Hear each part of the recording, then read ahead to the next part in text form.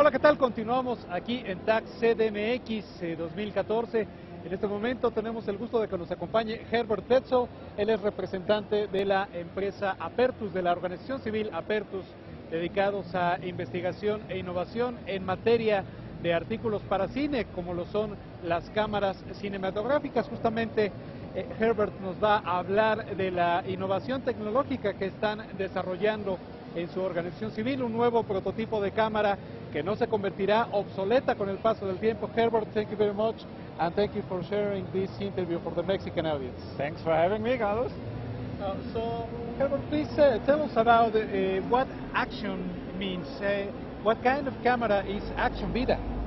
The Action camera is the camera we envision to be a free and open source camera for the public. So you have, in contrast to the proprietary cameras available nowadays, like from Sony and Blackmagic and whatever, you have a camera which is completely open. In the hardware design, in the software design, you can modify it to all extent, whatever you like, and you can extend it.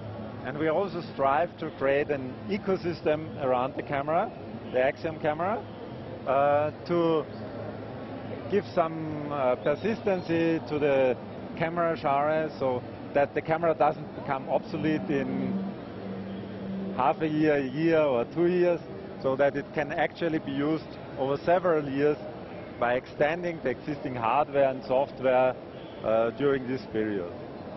And the Axiom Beta, in this case, is our second camera. We first did the Axiom Alpha, which is a proof of concept prototype.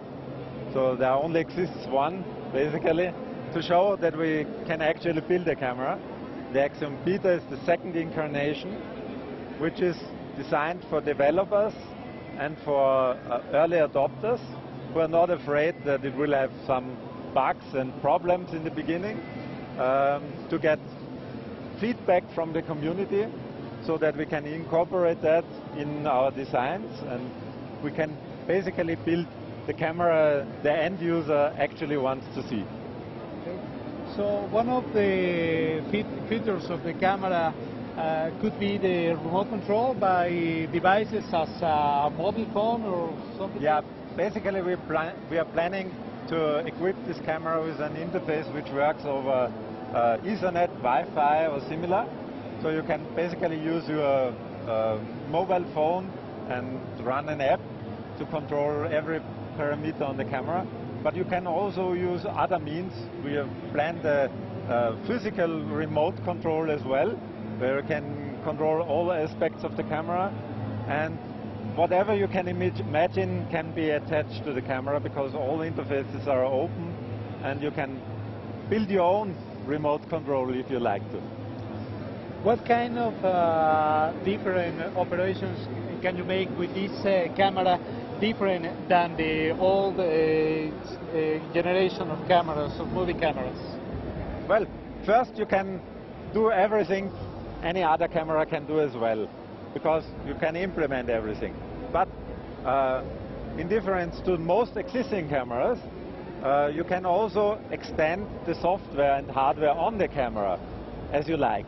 So, for example, if you want to use the camera for robotics, for image vision, image recognition or whatever, then you can implement your software on the camera side and use it there.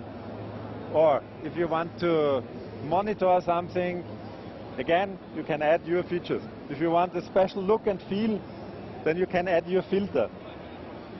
Whatever you can imagine, it's only limited by the hardware, which can only do so much processing, but it isn't limited by the interface or by the design.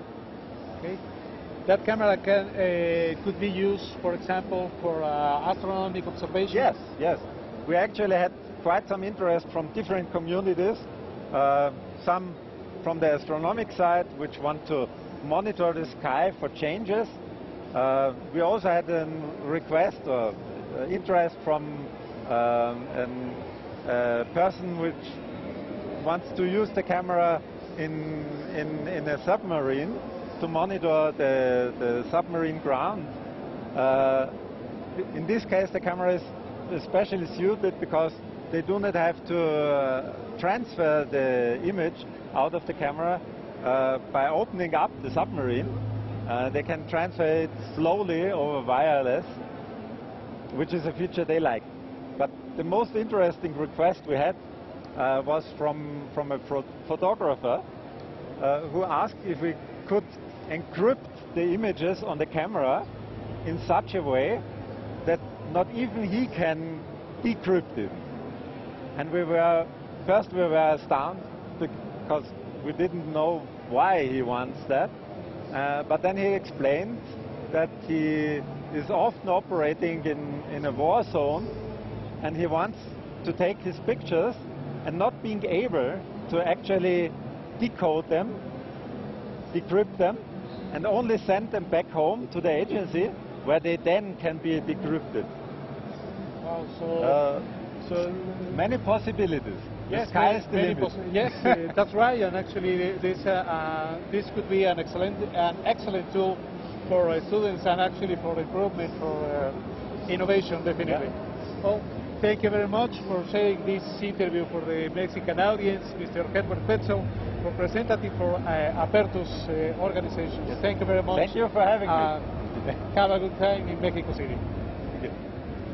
Nosotros continuamos aquí en TAG CDMX.